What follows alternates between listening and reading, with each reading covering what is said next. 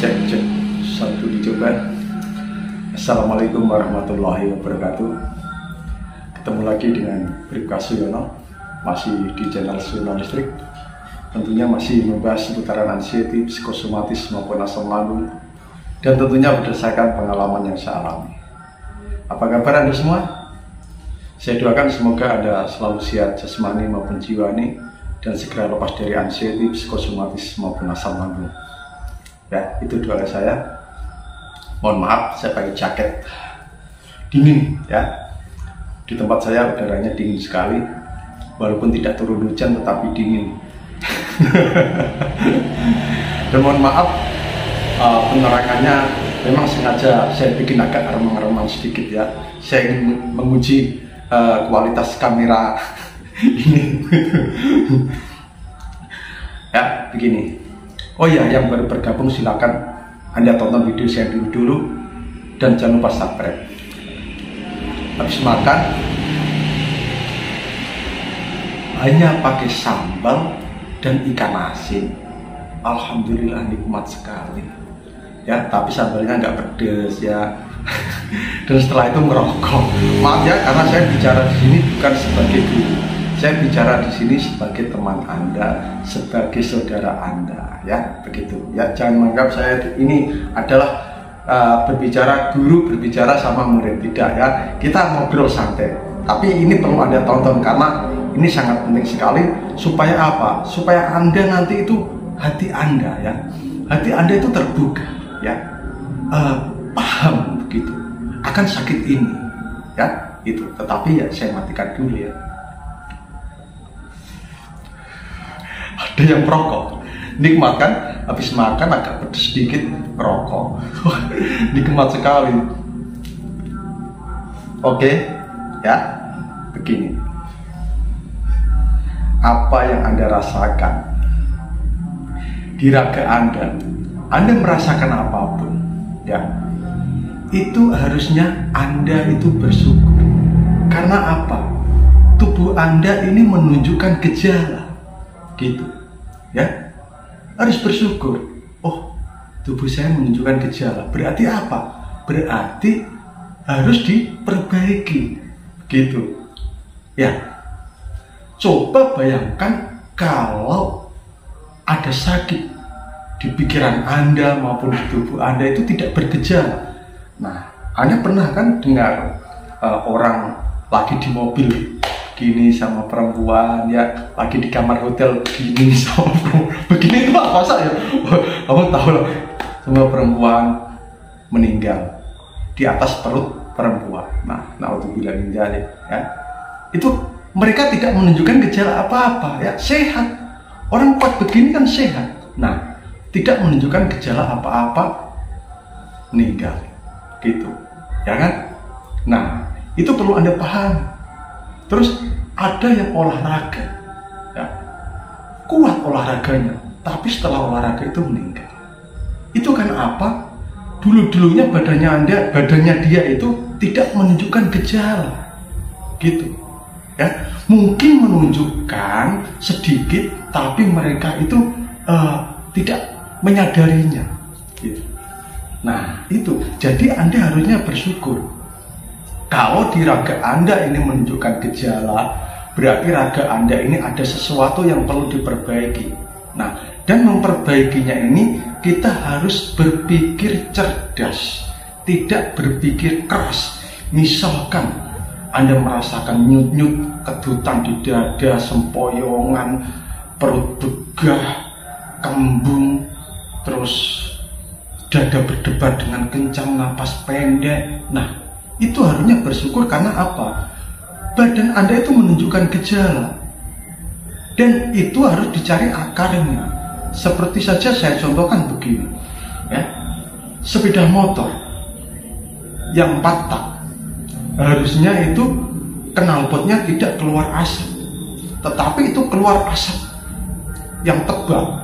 Nah, apa yang harus diganti? Apakah knalpotnya? Kan tidak, diganti knalpot pun tetap saja asapnya itu keluar. Nah, yang harus diperbaiki itu adalah sistem pembakarannya, kan begitu. Berarti di dalamnya itu ada katup-katup yang bocor sehingga oli itu ikut terbakar. Nah, begitu.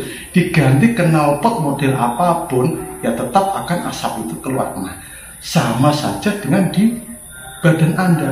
Badan Anda ini ya merasakan 1001 sensasi, ya 1001 sensasi. Misalkan kepala Anda pusing, nggak berhenti, Anda obati masih saja pusing, gitu. Terus cenutan, secenut-cenut kedutan, Anda minum obat yang untuk pereda sakit atau obat saraf, masih saja begitu.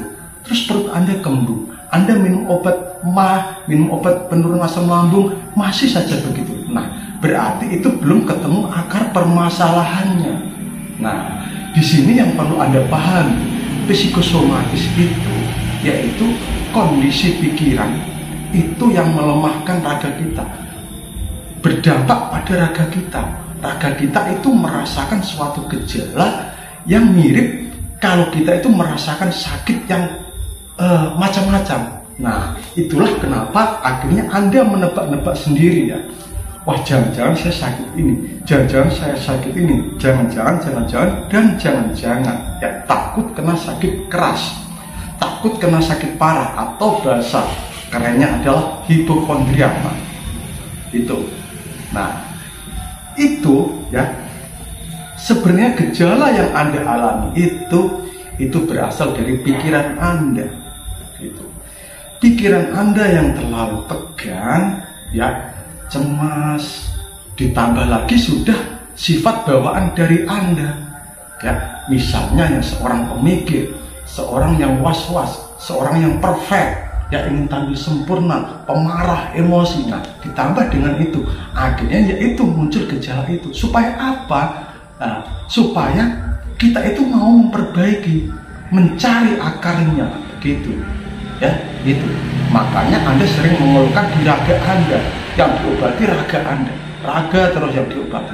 Tetapi ternyata setelah raga ini diobati, keluhan apa aja yang ada di raga diobati, Anda sudah shopping dokter kesana kemari, itu tidak sembuh-sembuh. Karena apa? Yang diobati itu harusnya pikiran dulu, gitu.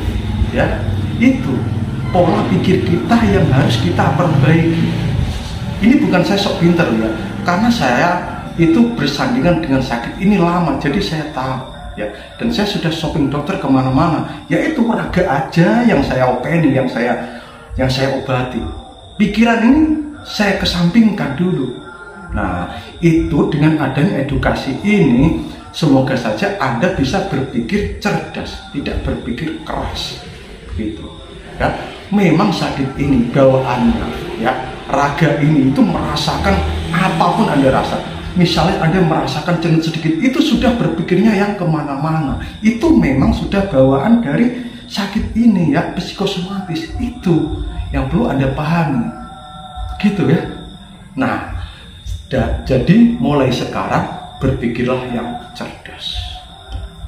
Ya, jangan terlalu berpikir yang keras. Numpuk di sini menambah beban. Ya, beban Anda nanti menumpuk lagi. Dan saya yakin yang Anda rasakan itu, yang di raga itu sebenarnya tidak apa-apa. Cuma kita merasakan begini, itu berpikirnya yang tidak-tidak, yang menakutkan. Akhirnya otak ini ketambah beban. Karena otak ketambah beban, tambah capek otak itu, tambah capek. Ya, tambah capek, tegang. Akhirnya semua ikut tegang dan kita itu blank. Akhirnya mikirnya sudah yang kadang yang nggak masuk akal berpikirnya, disantetkah, diguna-gunakah, atau apakah. Nah, itu ya. Jadi psikosomatis ini bisa melunturkan pemikiran kita, yang harusnya kita itu bisa berpikir secara realita, tetapi justru kita itu berpikirnya yang nggak masuk akal, nggak masuk logika, gitu. Nah, itu wajar ya. Nah, sekarang sudah saya kasih tahu ya. Nah, itu. Nah, dari pikiran dulu. Dengan apa, Pak? Kalau Anda muslim ya istighfar dzikir, mendekat sama Allah. Kalau Anda non muslim ya sesuaikan dengan agama, sesuai dengan ajaran agama Anda masing-masing. Tak mendekat sama Tuhan, gitu ya. Kendorkan syaraf-syaraf Anda, di raga Anda, yaitu dengan apa? Pelenturan saraf sudah saya ajarkan. Rilekskan pikiran Anda dengan apa? Meditasi relaksasi. Nah, itu sebenarnya punya di situ, tetapi kebanyakan itu lebih kalau misalnya merasakan di raga, wah pusing, saya kasih obat. Mungkin tidak pengaruh, atau mungkin pengaruh setelah itu pusing lagi. Nah, ya itu memang ya, karena kita belum tahu akarnya, permasalahannya itu di mana gitu. Ya, semoga Anda paham ini. Jadi sakit yang Anda rasakan itu memang bawaan dari gejala-gejala psikosomatis. Anda tidak perlu menanggapi sensasi itu yang Anda rasakan itu dengan berlebihan, berpikir keras. Berpikirlah yang cerdas gitu. Ya, gitu. Saya ini begini ya, saya bukan menggurui Anda, tetapi saya ini berbagi sama Anda gitu. Semoga Anda paham ya dengan apa yang saya utarakan di sini, karena ini penting. Karena banyakkan itu merasakan sakit sedikit saja itu sudah pikirnya kemana-mana. Nah, itulah saatnya kita itu berpikir yang cerdas gitu ya. Gitu. Tetap lakukan ikhtiar, karena kita manusia, tentunya ikhtiar insani dan ikhtiar ilahi itu harus Anda lakukan ya. Selain Anda ikhtiar insani, berobat ya, terus apa dan sebagainya, terapi model ini, Anda juga harus melakukan ikhtiar ilahi ya, mendekat sama Sang Pencipta gitu. Begitu ya. Pernahkah Anda mendengar tausiah-tausiah dari ustadz atau kiai-kiai panutan kita ya? Kalau hatimu gundah gulana, pikiranmu kacau, sebut asma Allah. Kan begitu. Dengan mengingat Allah, hati akan menjadi tenang. Gitu, ya. Itu harus Anda lakukan tidak sekali dua kali, berkali-kali. Karena apa? Saat ini, tahu nggak? Saat ini Allah itu merindukan apa? Merindukan Anda. Merindukan apa? Merindukan Anda untuk berzikir ya. Berzikir. Allah menikmati, oh hambaku ini berzikir, biarlah berzikir terus dia. Sampai kapanpun saya tunggu dia berzikir. Nanti saatnya apa yang dia minta akan saya kabulkan. Begitu. Jadi kita berpikir cerdas begitu saja, bahwa sekarang ini Allah sedang menguji kita dengan sakit ini supaya apa? Supaya kita lebih mendekat sama Sang Pencipta, sama Allah, dengan cara mengingat Allah, sholat dan sebagainya ya, zikirullah. Nah itu ya. Anda orang-orang pilihan ya, masih bagus ya kita diingatkan sama Allah untuk membenahi diri gitu, dengan sakit pikiran ini. Nah itu ya, ini harus Anda pahami, ya. Saya tidak menggurui Anda, sekali lagi saya tidak menggurui Anda ya. Nah itu mungkin hanya itu saja. Tetap semangat ya, tetap semangat. Badai pasti berlalu dan semua akan indah pada waktunya. Wassalamualaikum warahmatullahi wabarakatuh.